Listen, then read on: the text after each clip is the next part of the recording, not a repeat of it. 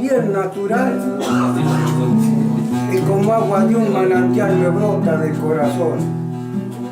Yo le traigo criolla expresión que el verbo puede tener, porque yo alcancé a comprender y enagolé mi razón y le traigo a Encina la visión como yo la pude ver. Cantarle al gaucho yo quiero al paisaje, a las tropillas, a las cosechas, trillas, al arao y a los graneros.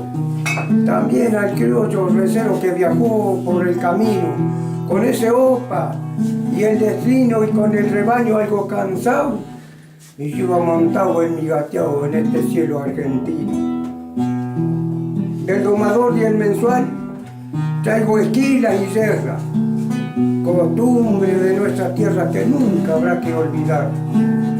Pero deben recordar que pialadas, corrales, recados, baguales y el sonar de las madrinas, el cencerro y hasta el ladrido del perro son cosas tradicionales.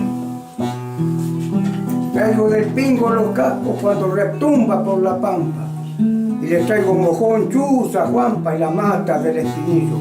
Traigo la vaina que va envainando mi cuchillo también palenque y bozal. El canto del pojanal cuando a la vez hay pampero y les traigo el poncho de recero para aguantar el temporal. Traigo el balido, el bacaje, la carrera de ñandú y les traigo la sombra del ombú cuando se acuesta en el camino. También les traigo los trinos de las naranjas camperas que en las estancias o taperas les brinda sus melodías.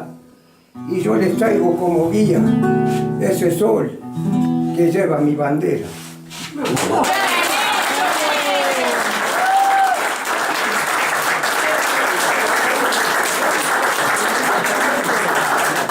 Empezar, sí.